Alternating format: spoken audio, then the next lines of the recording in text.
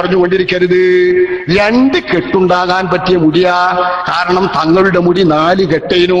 കെട്ടിടുമ്പോ മുടഞ്ഞിടുമ്പോ 4 മുട. അങ്ങനെയുണ്ടോ തങ്ങളെ മുടി? ആ മുടഞ്ഞിടുമ്പോ 4 മുടയിലാവുമ്പോ 2 ഭാഗം ഒരു ഭാഗത്തും 2 ഭാഗം ഒരു ഭാഗത്തുവാ. അപ്പൊ 2 കെട്ടുണ്ടായി എന്നാ മോശല്ല. അബൂ ത്വൽഹത്തുൽ അൻസാരി ഖസ്റജിയാണ്. അബൂ ത്വൽഹത്തുൽ അൻസാരി റളിയല്ലാഹു അൻഹു ഖസ്റജിയായ സ്വഹാബിയാൻ. അതുകൊണ്ട് ഖസ്റജ് കുടുംബത്തിന്റെ അടുക്കൽ ഇത്ര മുടിയുടെ ആധിക്യം വന്നെങ്കിൽ നബി തങ്ങളുടെ സേവകനായ അനസ് റളിയല്ലാഹു അൻഹുവിന്റെ മാതാവെന്ന നിലക്കും തന്റെ റദാഅവയ്ക്കുള്ള സഹോദരിയായ ഉമ്മു സുലൈം എന്ന നിലക്കും അവർക്ക് പ്രത്യേകം ബറക്കത്തിന് ഇഷ്ടപ്പെട്ടവർക്ക് കൊടുക്കാനോ പരമ്പരാഗതമായി സൂക്ഷിക്കാനോ സവിശേഷം നൽകിയതാണ്. പൊതുവിതരണത്തിൽ ഒരു ഭാഗത്തെ മുടി മാത്രമേ ഉള്ളൂ. ചരിത്രം പഠിക്കണം, സീറകൾ വായിച്ചു പഠിക്കണം. എവിടെയെങ്കിലും റിപ്പോർട്ട് വായിച്ചു പഠിച്ചു പറയരുത്. എത്രത്തോളം നീളാകാ അത് നിങ്ങൾ നോക്കിക്കോളി. ഈ നീളം പറയുമ്പോഴും പറയണ എന്താ? നീളം നീളാം മൊയ്സത്ത് കണ്ട് നീളാം എന്നാണ്. ആരാ? മഹാനായ അബ്ദുൽ വലീദ് ആബ്ദുൽ റളിയല്ലാഹു അൻഹു.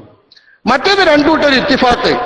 ചെവിന്റെ ബട വരെ തങ്ങളെ മുടിയുള്ളൂ. അതിന് 2 കൂട്ടർ ഇത്തിഫാക്ക്. എന്താ മട്ടം? എന്താ മട്ടം?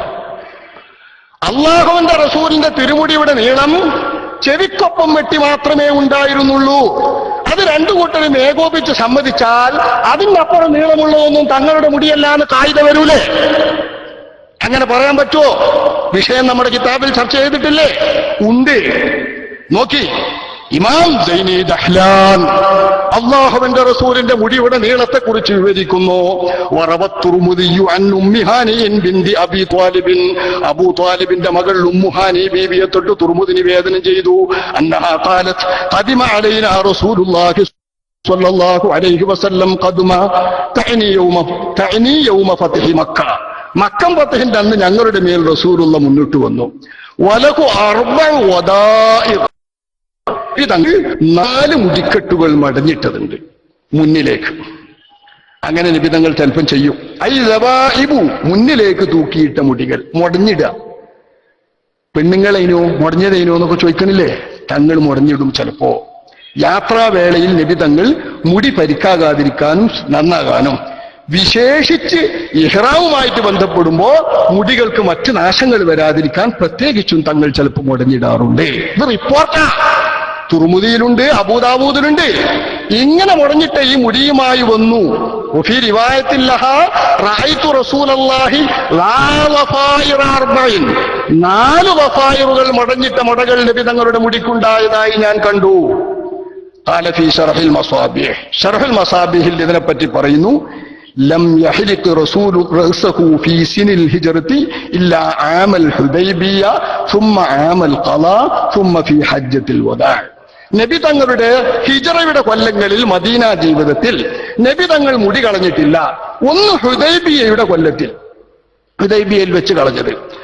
ثم ആമൽ ഖലാ, പിന്നെ ഹുദൈബിയയിലെ സന്ധി പ്രകാരം തൊട്ടടുത്ത കൊല്ലം ഉംറ ചെയ്യാൻ വന്നപ്പോ അന്ന് കളഞ്ഞത്. ثم في ഹജ്ജത്തുൽ വദാ, പിന്നെ ഹജ്ജത്തുൽ വദായിലും. 3 കളച്ചിലാണ് മദീന ജീവിതകാലത്ത് നബി മുടി കളഞ്ഞത്. فليعتبر الطول والقصر منه بالمسافات الواقعة منه في تلك الأزمنة. ആ കാലഘട്ടങ്ങളിൽ ചിലപ്പോൾ മുടി നീണ്ടിരിക്കും, ചിലപ്പോൾ കുറഞ്ഞിരിക്കുന്നു മനസ്സിലാക്കാലോ. അതായത് ഹിജ്റ വന്നതിന്റെ ശേഷം അള്ളാഹുവിന്റെ റസൂൽ ഹുദൈബിയയിൽ വരുന്നവരെ മുടി കളഞ്ഞിട്ടില്ല. അള്ളാഹുവിന്റെ റസൂല് അതിന്റെ ശേഷം പിന്നെയാണെങ്കിലോ നബി തങ്ങൾ ഉംറത്തുൽ ഖലാഇന് വരുന്ന കൊല്ലത്തിലേ കളഞ്ഞിട്ടുള്ളൂ. പിന്നെ ഹജ്ജത്തുൽ വദായിലാണ്. അപ്പൊ തൂലും കിസറും സംബന്ധിച്ച റിപ്പോർട്ട് വ്യത്യാസം അതിന്റെ സമയത്തിന്റെ വ്യത്യാസത്തിനനുസരിച്ചുകൊണ്ട് കണക്ക് നോക്കപ്പെടേണ്ടതാണ്. ഹജ്ജത്തുൽ വിദായിൽ കളഞ്ഞതിന്റെ ശേഷം നബി വഫാത്താകുന്നത് വരെയുള്ള സമയമാണ് ഏറ്റവും ചുരുങ്ങിയ മുടി തങ്ങളുടെ തലയിൽ നിന്നിരിക്കുക. കാരണം 3 മാസം കഴിഞ്ഞപ്പോ തങ്ങൾ വഫാത്തായല്ലോ. അപ്പൊ 3 മാസത്തെ മുടിയുള്ളൂ. അപ്പൊ അതിന്റെ മുമ്പ് എത്ര മുടി നീളുണ്ടാവും? കെട്ടിട്ട് മുടഞ്ഞിട്ട് വന്നത് എന്തിനാ?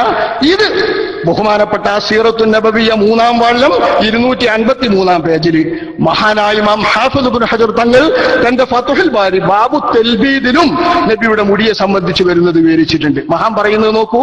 വമാ ദല്ല അലൈഹിൽ ഹദീസു മിൻ കൗനി ശഅരിഹി സ്വല്ലല്ലാഹു അലൈഹി വസല്ലം കാന ഇലാ ഖുർബി മൻകിബൈഹി, നബിയുടെ മുടി ചുമല് വരെ അടുത്ത് നിൽക്കുന്നതും കാതിന്റെ തൊട്ടി വരെ നിൽക്കുന്നതും എന്ന് പറഞ്ഞത് കാന ഗാലിബ അഹ്വാലിഹി, അതിന്റെ മികച്ച സമയമാണ്, മികച്ച രൂപം അങ്ങനെയാണ്.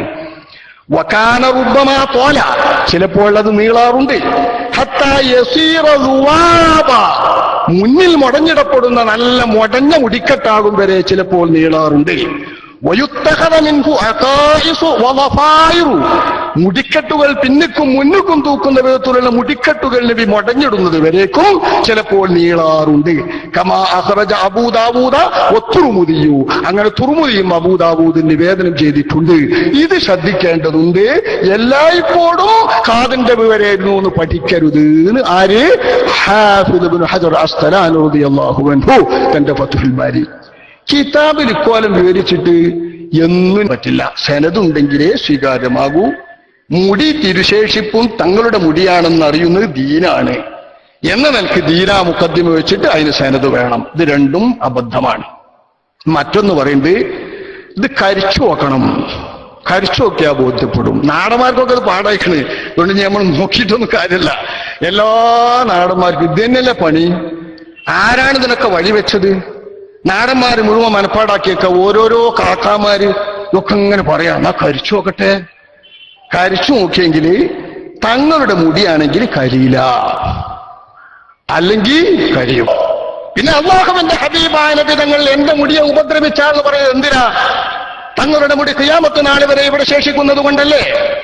ഇതിനൊക്കെയും സനദില്ലെങ്കിൽ സ്വീകാര്യമല്ല എന്നും നിങ്ങൾ ഓരോരോ വിഡ്ഢിത്തങ്ങൾ പറയുക, അതൊക്കെ തങ്ങളുടെ മുടിയാണെന്ന് തിരിയാനുള്ള മാർഗമാക്കി വെക്കുക, സ്വന്തം ജൽപ്പിച്ച് പറയുക, ഇതിനാണോ?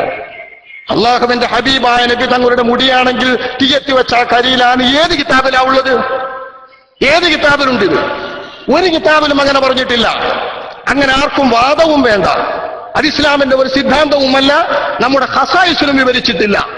അള്ളാഹുവിന്റെ റസൂലിന്റേതാണെങ്കിൽ കരിയില്ല എന്നറിയുന്നത്. അങ്ങനെ കിതാബിൽ പറയാത്തിടത്തോളം തിരുനബിയുടെ മുടി കരിച്ചു നോക്കിയാൽ തിരിയുന്നവരുടെ ഭാഷ ശരിയല്ല. ചിലർക്ക് പറഞ്ഞിട്ടുണ്ട് എന്നറിയോ? തിരുനബിയുടെ മുടി പോലുള്ള തിരുശേഷിപ്പുകൾ വല്ല വീട്ടിലോ നാട്ടിലോ സൂക്ഷിച്ചു വെച്ചാൽ ആ വീടിന്റെ അകത്ത് കരിയലുണ്ടാവൂല, ആ വീട് സാധനങ്ങള് കരിയൂല, മുങ്ങൂല, അതിന് അപകടം വരൂല, മോഷണം ഉണ്ടാവൂല എന്നൊക്കെ പറഞ്ഞിട്ടുണ്ട്. എന്നിട്ട് ഇവിടെ ഒരാൾ പറയാ, എടോ ആ മുടിയെന്നാടെ കൊണ്ടേക്ക്, എന്നിട്ട് ഞങ്ങളൊന്ന് കക്കോ നോക്കട്ടെ. കട്ടുകണോ? എന്നാ തിരുനബിന്റെ മുടിയല്ലാന്നറിയാ. അതൊക്കെ ഫവായില് പറയാണ്. അള്ളാഹുവിന്റെ റസൂലിന്റെ തിരുമുടികളും തിരുശേഷിപ്പുകളും വെച്ചാൽ അവിടെ പല മുസീബത്തുകൾ കാക്കപ്പെടുന്ന രീതി. അതിന് വെക്കണമെങ്കിൽ ഷർത്തുണ്ട്, വെക്കുന്ന ആൾക്ക് ഷർത്തുണ്ട്, ആ വെക്കുന്ന വീടുകൾ ഏതായിരിക്കണം നോട്ടുണ്ട്, കാലം എങ്ങനെയായിരിക്കണം നോട്ട്. ഇതൊക്കെ മൊയ്സത്തിൽ പല ഘടകങ്ങളും ഒക്കണം, ഹസായസിന് പലതും ഒക്കണം. അതുകൊണ്ട് പണ്ടത്തെ കാലത്തൊന്നും നടന്നില്ല എന്ന് വെച്ചാൽ ഇപ്പം നടക്കൂല എന്നറിയുന്നത് വിഡ്ഢിത്താപ്പറുണ്ട്. വഹാബികൾക്ക് അതാ പറ്റിയത്. അള്ളാഹുവിന്റെ റസൂലിന്റെ തിരുമുടി വെച്ചിട്ട് ഖാലിദ് ഇബ്നുൽ വലീദ് റളിയല്ലാഹു അൻഹു തങ്ങളവരുടെ തൊപ്പിക്കുള്ളിൽ വെച്ച് പോരാടിയത് കൊണ്ടാണ് അവർക്ക് എല്ലാ യുദ്ധത്തിലും വിജയം വരിക്കാൻ കഴിഞ്ഞത് എന്ന് ഇപ്പോഴത്തെ നമ്മുടെ ചെറുശ്ശേരിയുടെ ഉപ്പാപ്പ പ്രസംഗിച്ചപ്പോ ആ പ്രസംഗത്തിനെതിരെ അന്ന് വഹാബികൾ പറഞ്ഞത് ഉഹുദിൽ നബി തങ്ങൾ തോറ്റോടിയപ്പോ തങ്ങളെ തലയിൽ മുടിയില്ലായിരുന്നോന്നാണ്. മഹാനായ ശൈഖുനെ ഇത് ഉദ്ധരിക്കാറുണ്ട്. അല്ലാഹു കാത്തു രക്ഷിക്കുമാറാവട്ടെ. ഇമ്മാതിരി വിഡ്ഢിത്താപ്പളും പറയുന്നത്